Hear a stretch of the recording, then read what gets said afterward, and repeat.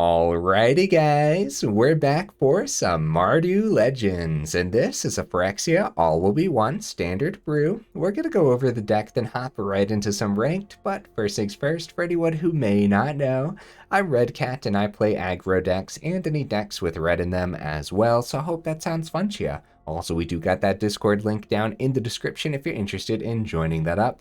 Okay, what do we got in the build here? Ratadrabik of Urborg. This is a 4-mana 3/3 Vigilance, Ward 2. Legendary creature. All the creatures in here, by the way, are in fact legendary. So, other zombies you control have Vigilance. Whenever another legendary creature you control dies, create a token that's a copy of that creature, except it's not legendary, and it's a 2/2 black zombie in addition to its other colors and types. It's going to be a very important card in this build. We pretty much want to see this every single game. So, guys, by the way, this was actually a suggestion down in the comments to play some Mardu Legends. So, thank you so much for the suggestion. Mardu Legends is definitely going to be a fun one. In that suggestion, Jaxis was actually mentioned. It was really tough to actually squeeze Jaxis in here, though. And we know that if we are blitzing this out for the bottom cost and using its ability on the same turn, then that double red can be very difficult to find some games. So yeah, only one Jaxis this time round. So what else do we got packed in here though? Well, we got a couple Skrelvs, mainly in here because it is a legendary creature, but it also offers a little bit of protection for our other creatures as well. There's a lot of creatures in here that we would want to protect, like il-Kor, Sadistic Pilgrim here. 2-mana 2/2 Death Touch. Whenever another creature enters the battlefield under your control, you gain 1 life. Whenever another creature you control dies, each opponent loses 1 life. Just a very powerful card overall in here. It's going to be terrific because we have cards like Jadar packed in here for our decaying zombies. So not only do the decaying zombies gain us 1 life with il-Kor, but then they obviously die too, making the opponent lose 1 life as well. All that pairs beautifully with a Vraan Executioner Thane as well. Have 3 of these too. This is a 2-mana 2/2. Legendary creature. Like I said, all the creatures in here are legendary though. Whenever 1 or more other creatures you control die, each opponent loses 2 life and you gain 2 life. This ability triggers only once each turn. Honestly, the amount of value Vraan brings to the table is kind of insane sometimes. I have a feeling it's going to put in some work today, so. We have 3 Adelines, just a way to go wide in here. It works really well with the il-Kor. Those extra humans go a long way as well. It's just a powerful legendary creature, huh? We have 3 Lagomos, just another way to go wide in here, huh? More creatures equals good. Equals good stuff. That's what I say, right? In general, too, not just in this deck. I do like a lot of creatures on the board at all times. These elementals also sacrifice themselves at the end, kind of like the decayed zombies after they swing in, right? So all of that pairs beautifully with il-Kor. You know, now that I'm looking at it, I'm wondering if I should have had all 4 il-Kors, because if you do have that Ratadrabik on the board, of course, if you play the second il-Kor, one of them dies, it comes back as that 2/2 Vigilant Zombie, and now you just have a couple of these on the board doing their thing. So yeah, maybe we wanted 4 il-Kors. We'll talk more about that in the final thoughts though, huh? I have a single Relic of Legends in here. It is a 3-mana, it is a 3-color deck. So like, I think Relic of Legends could go a long way. This is a 3-mana artifact. You can tap it to add 1 mana of any color. That's going to be terrific in here. Tap an untapped legendary creature you control, add 1 mana of any color. So it also acts as a significant ramp source, guys. You could just like have 3 legendary creatures on the board and tap them all down and play out your top end as well as another creature as well. I think Relic of Legends could actually do a ton of stuff here. More creatures to go over. We have a couple Mondraks, of course, the extra tokens. So if 1 or more tokens would be created under your control, twice that many of those tokens is created instead. So what creates tokens in here? Jadar, Lagomos, Adeline, but also that Ratadrabik token too. So that can get out of hand very fast. If you can somehow find a way to have 2 turns in a row where you can play a couple 4-drops without them dying, then Ratadrabik and Mondrak is just a disgusting combo. Okay, I already went over the Jaxis. More creatures on the top end here. A single Junji, the Midnight Sky, and 2 Ao, the Dawn Skies. Ao's kind of ridiculous. This card is so good, guys. A 5-mana, 5/4, Flying Vigilance. When it dies, you look at the top 7 cards of your library. Put any number of non-land permanent cards with total mana value 4 or less from among them onto the battlefield. Put the rest on the bottom of your library in a random order. So, if AO dies, you could totally find a Ratadrabik off the top. Yep, sounds good enough to me, guys. 7 cards is a lot of cards. Or you can have 2 +1/+1 counters on each permanent you control. So if you already are pretty stacked and you have a nice wide board state, AO could help you close up the game by just beefing them all up with 2 +1/+1 counters. As for the Junji, whenever it dies, each opponent discards 2 cards and loses 2 life. Put target non-dragon creature card from the graveyard onto the battlefield under your control. You lose 2 life. And that's, you only get to choose one of those, of course. I forgot to mention that.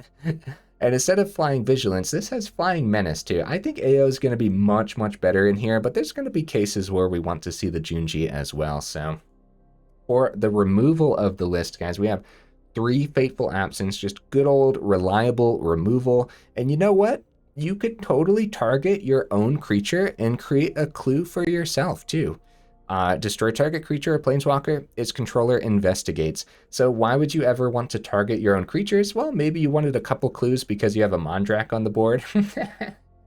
No, I don't think that's the main reason you would want to do that. Probably like Vraan to help you close up the game, getting extra damage that way, or your il-Kor. I like the Fateful Absence. Yeah, it's not bad being able to target your own creatures, getting some clues, and getting extra value out of your other creatures too. Also have a single Destroy Evil to be able to pick up enchantments that could really come in handy with the meta kind of being everywhere. I have been seeing a lot of wedding announcements packed into a lot of different, like a large variety of builds. Orzhov midrange and Selesnya midrange have been making a small appearance for me. Of course, Wedding Announcement is a huge card for both of those builds, so yeah, I like Destroy Evil. More removal. Of course, we have 3 Depopulates in here. Each player who controls a multicolored creature draws a card. That could easily be us drawing a card off a Depopulate. Then destroy all creatures, which kinda, sorta, isn't that bad for us, especially if Ratadrabik is on that board too, so yeah. Speaking of Ratadrabik, just another reason maybe you'd want to target your own creature with a Fateful Absence, but yeah, you're not going to target your own creature too often with Fateful Absence. I just thought I'd bring it up as one of the reasonings. Anyways, guys, whew, a lot going on here, and we have a lot of honorable mentions. I'm actually not going to go over the individual cards, just a lot of cards that I considered for the list. So we have a Nightmare Fuel over here in the mana base. We do have an Abandoned Mire and a Seat of the Empire, of course. 3 Caves, 4 Sanctums, 4 Haunted Ridge. We have a single Battlefield Forge, 4 Sundown Pass, and of course the best land in the entire build easily, Plaza of Heroes, right? Because you can tap it to add 1 mana of any color, spend this mana only to cast a legendary spell, and you can tap, add 1 mana of any color among legendary permanents you control. Yep, easily the best land in here. It's actually very powerful too because it has another ability tacked onto the bottom here. For 3 mana, you can tap it, exile Plaza of Heroes, target legendary creature gains hexproof and indestructible until end of turn, which actually does come in handy more than you would expect. So, okay, honorable mentions, guys, more so just cards that almost made the cut, but there's just way too much you could possibly pack into Mardu Legends. Braids almost made the list. I thought about planeswalkers like Liliana and Obnixilis, as well as Kaya, the Geist Hunter here as well. Gix almost made the list. Squee would have been cool. Mirrorbox. I almost made this a Mirrorbox deck, but that wasn't the suggestion. I don't think anywhere in the suggestion Mirrorbox was brought up either. It was mainly like Ratadrabik and Jaxis and whatnot. So Mirrorbox we would try a different time, or maybe from a different suggestion, right? Sheoldred almost made the list, obviously. Atsushi could have been really cool. Drivnod could have been awesome, but I don't know. Like, we have a lot on the top end anyways. You could cut the Junji for the Drivnod. That could be pretty cool. It dies to a lot, man, so it really depends. Olivia almost made the list as the ability with when you don't control a legendary vampire, exile this creature from Olivia. Vraan is actually a legendary vampire, which is just very cool. So yeah, this could have been a sweet top end. And no Crucible of Defiance. We are really just splashing the red for the single Jaxis and the Lagomos. So the Crucible didn't make the cut, although it could be pretty cool to play Crucible for super cheap. So yeah, it depends. Okay, guys, that's the list. Took me a very long time to go over. Either way, let's go ahead, take it into some ranked and see how we do.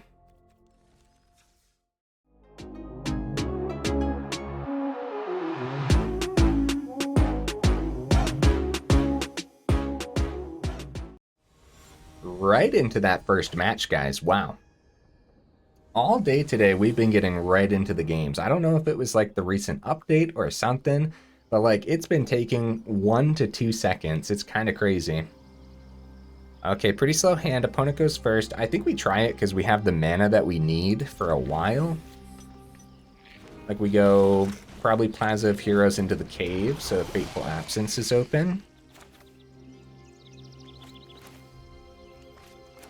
Now we start with Cave, right? And then Plaza. A very, very slow hand, but we do have mana. Oh boy, the poison is gonna get rolling here. Oh boy, oh, Skrelv. Well, now we probably want to keep the Fateful Absence open though, huh? Skrelv would have been great last turn, guys. Alright. We actually Fateful Absence on... No, never mind. I was gonna say, Selesnya, Toxic, runs Protection, but I'd rather hit a Contaminator or ruin their turn for the Contaminator. And what I mean by that is, if they want Protection for the Singer, they won't have the 3 mana for the Contaminator.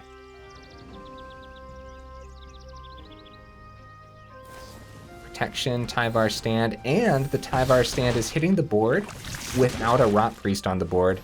Oh, we're in trouble though. Like, we're in some serious trouble. Like, everything about this is bad news. Good news about Adeline is it does block the Duelist really well, but it's only a matter of time. For real. If we see a land, Ratadrabik's gonna be huge.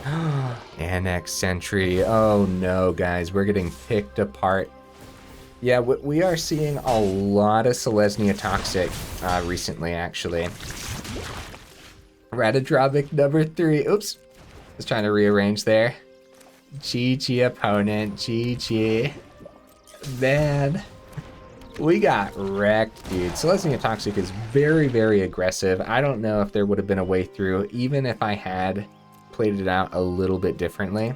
Because, yeah, we could have taken out Singer on our turn so they didn't have protection, but the main concept behind that was to kind of weasel the protection out of their hand, you know? It didn't end up working out in my favor, though. If we would have taken out Singer, they still had the Annex Sentry and everything, too. We didn't have the 4th mana, and we drew 3 of the Ratadrabiks. Yeah, no, I don't think that one was going to be ours at all, guys. Woo, buddy. And we've been getting into the match so early that I didn't get to talk about what I was expecting from the build. I'm not expecting too much. I think the synergies in this deck are absolutely ridiculous. I think the synergies in here are like top-notch synergies, just insane combos. I don't know. Oh my goodness, this is a mulligan. Oh my, oh, ugh. We have 25 land in here too, so we should be fine overall. Slow land, very slow land, guys. Oh boy. Oh boy, I think it's Adeline here. Because no guaranteed of a second white source. I think that's fine. Start out with the Sanctum. Okay. Yeah, I think the synergies are great, but actually pulling off the synergies is going to be very difficult. And of course, we have to like draw appropriately too, so it's all going to be very tough. And I actually, it's not too often, but I actually did test this build out whenever I first put it together, which I believe was a little over a week ago now. And overall, while it's not drawing great right now, it drew really well in the test matches. So in that sense, I do believe in that. I do believe that we'll be able to draw well. I just don't know how often we'll be able to pull off insane combos. Yeah, we need to see that third mana, and even when we do, the Lagomos isn't going to be that great here at all. Oh boy, guys, getting run down by the meta right now. Jadar or Fateful Absence for Feldon? Fateful Absence, because they could play, like, whatever they play for Kamano, like a Squee, would be a great target, or a Raiju for that matter. Yeah, we didn't draw too well this one, for sure, guys. The mulligan didn't help either. Ooh, gross, gross. We could talk about 26 land. We could, but we'll save that for the final thoughts probably. Because I don't think, as of right now, I think 25 is still about where you want, because really you just need to see the third, and then the third will hold you off long enough to find the fourth. And then the fourth will hold you off long enough to find the fifth, right? I guess is kind of the strategy of mid-range. Yeah, I don't think we need 26 land, although that was brutal, man. That was rough. All right, next match. At least they're fast so far. You know what? Let's crack a mid-video pack real quick. A little bit of luck here. Let's see if we can get something that would fit into this build. Nope. That might be my fourth gauntlet, though. That's pretty cool. I don't know if a deck would necessarily want 4 gauntlets in it, but you never know. I don't think I made a video with gauntlet in it yet either. Generally speaking, the blue cards are like the last cards that I visit. Wow, hey, 4 mana in our opening hand. We go first here. It's still relatively slow. Like, we do have 2 drops in this deck. Get the Sundown Pass down and the Plaza. That way we take less damage from the Adeline. As we saw, that is very important. Okay, less damage here. Because it's less damage from Adeline when it comes time. Technically, we could have still done it like turn 1 Plaza, then Caves. But since we had no turn 1, it just feels right to get the Pass down tapped.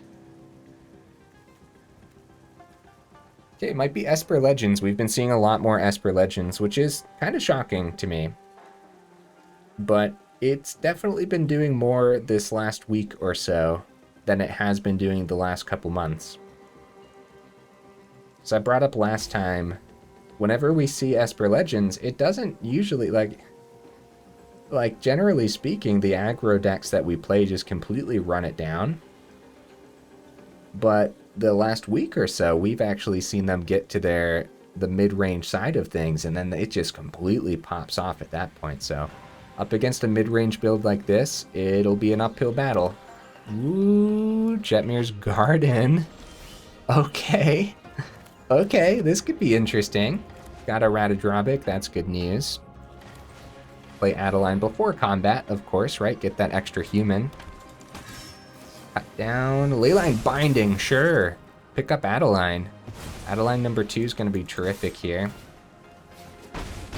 Do you think Ratadrabik comes down next turn? So they definitely have all 4 Leyline Bindings, right? So... we have to be super cautious about what gets picked up here. Okay. Shattered Sanctum's good. Is it Adeline instead of Ratadrabik? They have blue in the build. Bankbuster. I guess it's Ratadrabik for the ward too, but they can pay the ward too with the binding.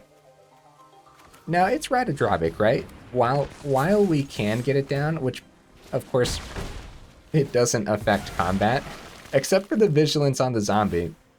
So we technically wanted to do that in our second main phase, but that's fine too. They were tapped out, so it doesn't affect anything. Mirex, okay. Been seeing a lot more Mirex too, guys. It's a good land, it is. Hey, that's mine! You jerk! Wow, we drew a Mondrak too. That's pretty cool. We'll have 1 white open. I don't think we swing with the zombie. That way we can save these. Maybe not, maybe not. I think whatever we play has a good chance of being removed, and I think we do save the zombie in case we want to spare the Mondrak. How do you guys feel about that? All right, Mondrak's ability is open if we really wanted to. However, losing the Ratadrabik could be really bad. Instead, we probably let the Mondrak die. Although we have to be prepared for an exile effect instead, so. Even so. Ooh, passes. Ooh, okay, hold up. Hold up now. The Abandoned Mire, we could find a lot off of that. 2 mana. I think it's Adeline, though. We probably don't even play this as a land. I think this is just solid. It'll be 1 mana if we actually get to keep everything here. And we still save this zombie back for the Mondrak's ability. How do you guys feel about that? Okie dokies. They can power up Bank Buster. If they block Mondrak, it's not that bad. If they block Ratadrabik, though, that's pretty bad. Oh, the Ratadrabik block. I wasn't really thinking about that for some reason. Couple 1/1s over here. Block Ratadrabik. 6 gets through. We could use the ability on Mondrak. It'll still end up getting... So if we do the ability on Mondrak, we could actually ditch the Adeline as well. Nah, that's not worth it, probably. So it'll still be 2 mana. 1 second, opponent. I apologize, I'm thinking. It's the 2 mana open, I think, that's holding me up the most here. Because as soon as we do this...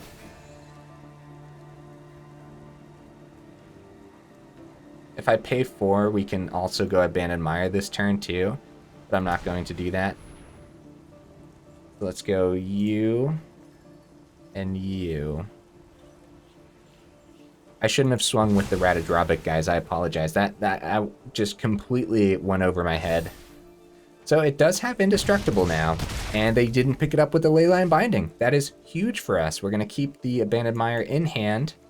I am a little bit afraid now that the Ratadrabik is gone, because that was going to be a main factor for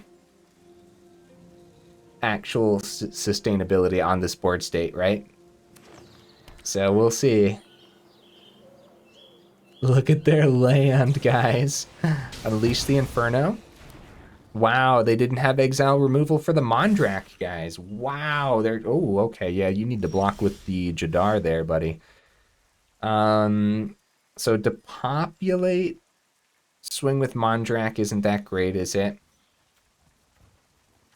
I think we go Abandoned Mire. Unfortunately, now it costs 3 total. Get the planes down, see what we see. If we see a 3 mana card that actually generates a creature for a combat, really? I'm surprised. There was no guarantee that we were going to see... Oh, Adeline was in the grave. That's right. That's right, they didn't exile that. I apologize. Overall, my brain wasn't completely in that match. So that means they didn't have any spot removal for a 1/1, like a cut down or anything like that. So nice, not bad. Not bad at all, actually. So we would have brought Adeline back. I believe we had the 2 open white mana for it, right? Played Adeline, full swung. Even then, they still could have blocked with the Jadar. They could have chumped the Mondrak. We would have gotten 2 extra 1/1s. It would have been 4 damage through. Still wasn't game. It wasn't game with the Adeline. I don't think, at least. Either way, though. Opponent goes first here. Relatively slow hand. A little bit of ramp with Relic could be cool. Like the top end. I like that we can get to the 4 mana for the Depopulate in time. So, yeah, I don't think this is bad at all. Some mono black. Okay. Plaza of Heroes. Uh-oh. Oh, we're fine. We're fine. Relic of Legends helping us get the 2nd white source for the Depopulate. Gix comes down. Power up Bankbuster, swing. No, they didn't want their Bankbuster to die, I guess. Interesting. Well, at this point, we're going to be taking some damage next turn, but I don't think it's... Like, we definitely play Relic of Legends, right? There's definitely nothing else to do. So we go... Shieldred, Gix. Probably gonna draw here, take the 1, why not? Depopulate's probably worth it. Hits 2 very powerful cards over there. Jadar. Okay.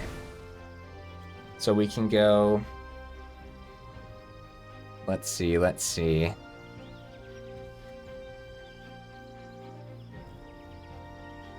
It's just Depopulate, isn't it? I'm pretty sure. We gotta clear up that board state. We gotta clear it on up, guys.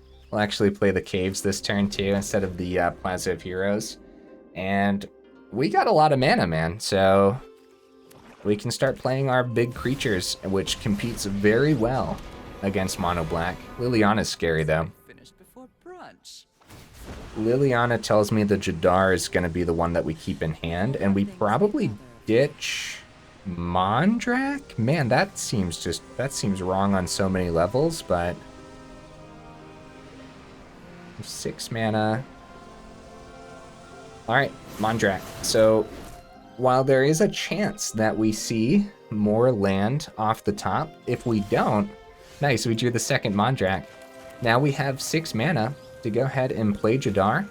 Oh, we can tap Jadar too and play AO actually, because it doesn't need haste.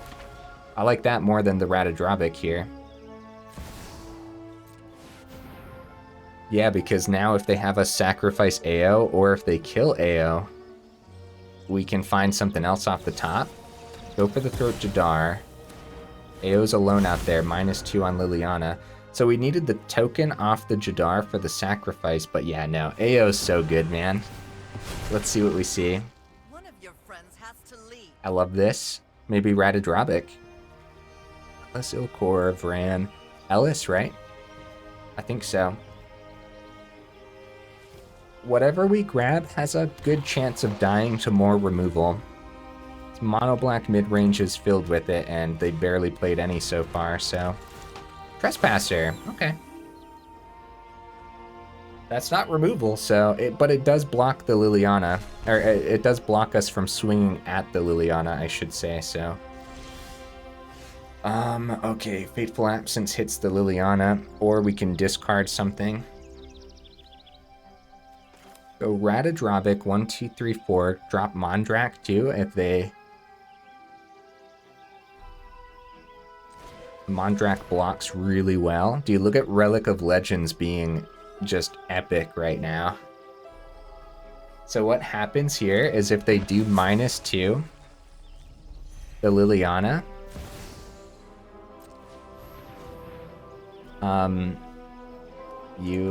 yeah. There we go. I guess, I thought it was gonna auto-tap both of them, but I guess we had to choose which one tapped first. So, if they go... Oh, they might have actually... Okay, I was going to say, if they find a cut down for Ellis, now would be the time. Okay, look at us, guys. Look at us. Can use Mondrak with itself, with the relic, so...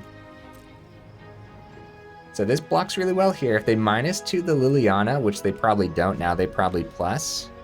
Like, we ditch the Ellis il-Kor and we get 2 of them back. And if they swing with Trespasser, we'll block with Mondrak.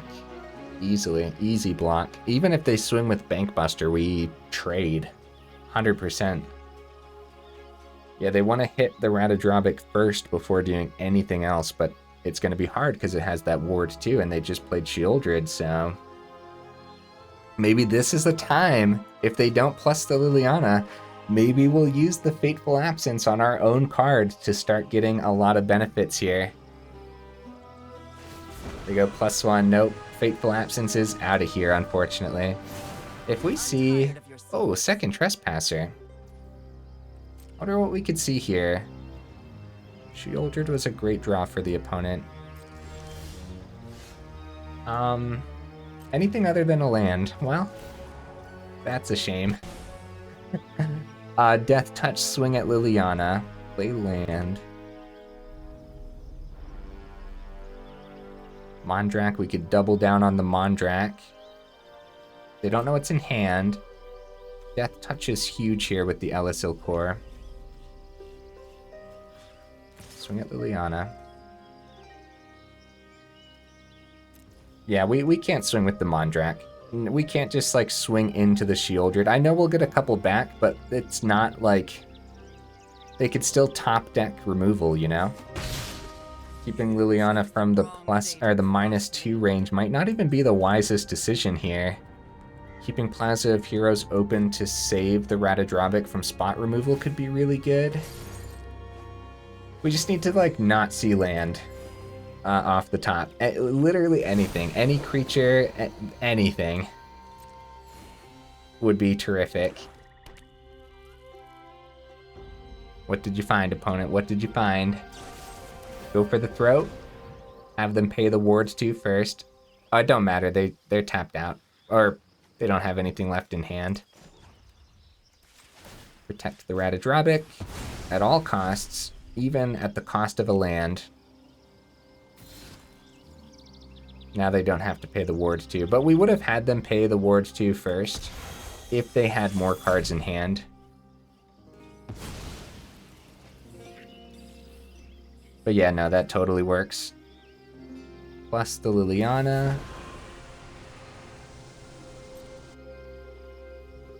This has Indestructible now, so it does block really well if they choose to swing, which I don't think they do. I think swinging with the Glutton wouldn't be too bad. But we trade with Glutton, get a couple Mondraks. So... tough decisions from the opponent. Like, we hit our mid-range here pretty well. And now we just need... now we just need to see stuff. My turn, huh? Ooh. Skrelv, not bad. Not terrible here, so we could take out the Liliana if we wanted to. Still have great blockers. Shieldred's just being an absolute pain in the butt right now. Play Skrelv to have something else to sacrifice for the Mondrak here. And we're actually going to swing at face with the Mondrak too, because we can't sit here and let Shieldred drain us completely. It's going to look like this, I think. I think that makes sense, because we have Plaza of Heroes open still too. And here we actually have Mondrak's ability open too, but let's just get a couple Mondrak tokens from Ratadrabik. How do you guys feel about that? Just let this happen. I think that's fine. Liliana's out of here. Wait, with Mondrak off the board, we only get one Mondrak. Oops. Yeah, if we're losing the Mondrak, Mondrak isn't on the board to actually give itself. Yeah, for some reason I thought we were going to be getting two of those. I made an oopsie-daisies. Obviously Mondrak is off the board. Well, draw, get the treasure token. Plaza of Heroes still open to protect the Ratadrabik, which is obviously like the best. That's the best card to protect here. I think Shieldred's gonna run away with this game if we can't find some form of removal. We lost one to the Liliana with the Fateful Absence here. Sacrifices a creature token. Wow, that's rough, man. That's rough. My little misplay there really coming back to haunt me. Mondrak's out of here, which is really bad news. I don't know why I thought I was getting two Mondraks, guys. Well, we'll see what ends up happening. Yep. We can't block with Skrelv, and if we block with Ratadrabik, then it's really bad. They're gonna clean up a lot here. Yeah, oh boy, what have I done? I apologize, guys. Let's just take the 8. We're taking another 2 from Shieldred. We can't block with Ratadrabik, and I don't want to lose the Plaza because we could see more top end here. See, Ratadrabik, if I had the Mondrak on the board. Oh, buddy. Oh, man. Ah, geez, guys, what have I done? Yeah, I've got to think about that all day now. I would think about that all day. We have to be careful. We can't swing with Ratadrabik here because they can power up Bankbuster successfully.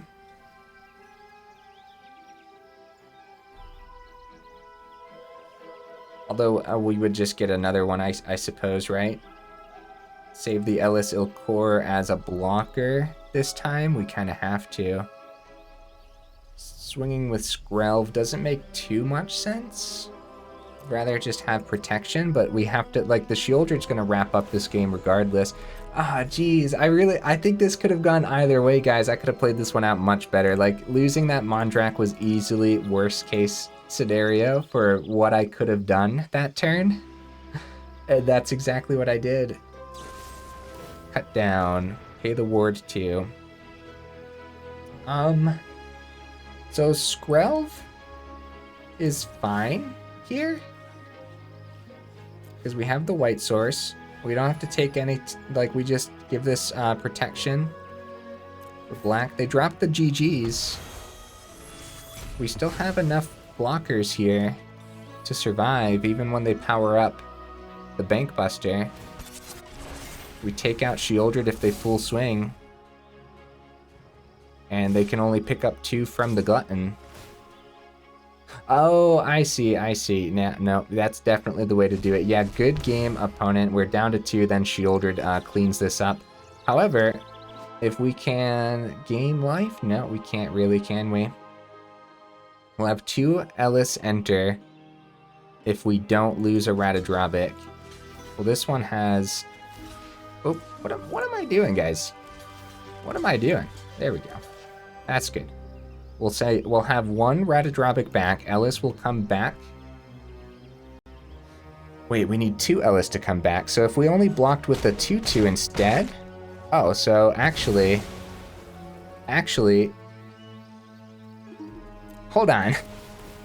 How does this work? Okay, we get the 2. We go back up to 3. Vraan. That is terrific, guys. Back down to 1. Vraan comes onto the board. Back up to 2. What a mess, guys. What a mess. You know what? Losing that Fateful Absence earlier, it was just really bad. It was really bad for us losing that Fateful Absence earlier, wasn't it? Like, this Sheoldred just... Oh, man. Reasons to play Liliana, huh? We have protection with the Skrelv again. Can't really successfully swing with anything because if they find removal off the top. But I guess swinging with one of the Ellis is fine. It has Vigilance. Yeah, we could have swung with both of those. I'm not in this game right now, guys. I apologize. And we could have easily swung with both of those. The zombies have Vigilance with the Ratadrabik. Oh, second Trespasser off the top. Could you imagine, guys? Wow. Good game, opponent. That's gonna do it, huh? We definitely have 1 creature here. Geez, if I had that Mondrak, I think this could have been an insane victory. An insane victory. Alright, we'll give you protection from black. GG, opponent. GG.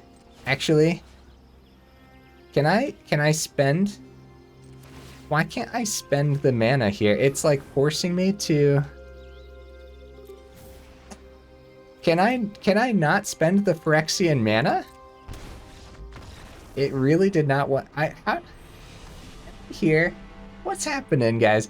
Does it not let you spend the Phyrexian mana if you have the mana open? Or was it... Is there some kind of new setting where the auto tap... I was going to spend the... Oh, you probably can't do it if you're low enough. That's probably what it is. I thought we'd be able to spend the 2 to end the game and concede that way, like in a more fun fashion, but no, I guess not. That's probably what it was, right? It was making sure that we didn't spend the 2. Yeah, GG, opponent, man. I butchered that game. Oh, buddy, I apologize, guys. We gotta I gotta, like, make it up to you right here, right now. Let's do this. If that Mondrak was on the board, like, they wouldn't have had that edict to actually pick up the token, too. Like, that was just so bad on so many levels. Oh my goodness. Okay, Sundown Pass will come down first. Caves is fine. Very slow hand, but the Relic of Legends was so good last time, so we'll be fine. We'll totally be fine. Yeah, we have a lot of 2-drops, man, and the couple Skrelvs as 1-drops too, so... very slow hands today, for sure. Fable of the Mirror. Well, it's definitely the type of deck that runs Invoke Despair. No removal for the token means if they want to play the Invoke Despair, then they're going to. Since we have no removal for this, they can ramp right into it. So if we played a creature this turn, Invoke Despair would be really, really bad for us. Couple cut downs. They don't know what we're playing, but they're suspecting Midrange then, if they're ditching the cut downs. We must have a lot of other spot removal too. Yeah, Relic of Legends is an artifact, so Invoke Despair doesn't hit it. Sheoldred, wow. I'm scared now. Sheoldred was terrible for us last game. Depopulate's a good draw. Should probably just use it, honestly.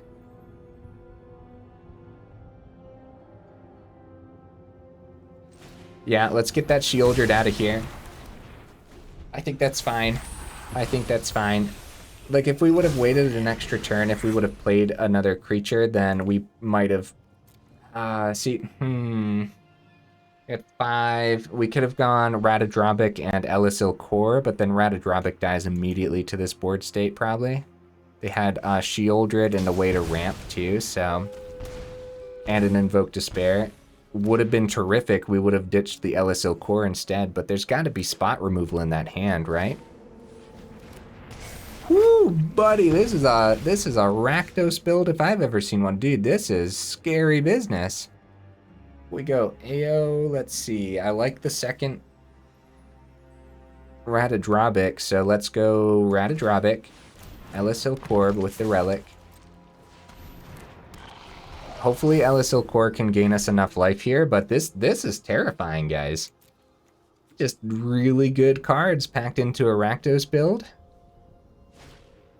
Archfiend. Oh my goodness, guys. Copy Archfiend. Oh my goodness, dude. I am literally taken aback right now. We need to find another Depopulate to stop this combo. Or something insane. I don't know what... I have no idea. I don't know. We would need AO, maybe... Doesn't matter, because they copy Archfiend full swing and it's game. AO doesn't block enough in the sky. So if we go... Dude, where do we even start, man? We have to gain a ridiculous amount of life or somehow stop this combo. I don't think we can we? We go Mondrak. 1, 2, 3, 4. We play second Ratadrabik, get a bunch of Ratadrabiks. il-Kor's pretty cool. I think we're dead, guys. Darn. Oh man, there was actually so much to think about there, so much to do. Yeah, because AO, like, we could still play AO, we could, but it's not worth it because no matter what, they copy Archfiend in full swing. Because we can't get 2 AOs in the sky here. Regardless, so. il-Kor's fine. Keep the Mondrak back, sure, right?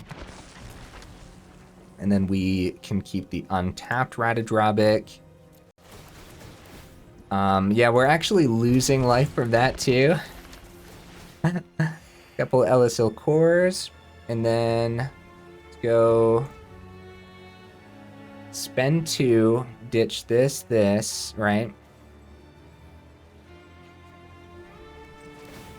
All right. So we got to do, I guess this is fine, right? Because we can use the Relic of Legends. Oh, what's happening? I'm going to run out of time. Ah! How does it work? How does it work, guys? Ah! Ah! There we go. No! I'm still doing it. On your turn, it's fine. Auto pay, right? Dude, I don't know how half these cards work. Okay. Then we sacrifice you and you. I tried doing this on our turn, so we take 4 damage on the stack. Darn it. But we wanted the, like, we want the life gain first. I'm pretty sure theirs is going to happen first, but that's fine. Oh no, ours happens first. Oh, geez, man. I played Magic before, and it was an experience, and then I never played Magic ever again after that. Whee! Well, we had to think about it, but wait, are we gonna gain enough life here? Oh, guys, we're popping off, bro. We have 29 life. Dude, what? What even? What? How would... I don't even know where to begin with calculating that. If we were playing paper Magic right now, I have no idea. Like, we knew we were going to gain life off the il-Kor. We knew there was the whole combo with Mondrak and everything. But, like,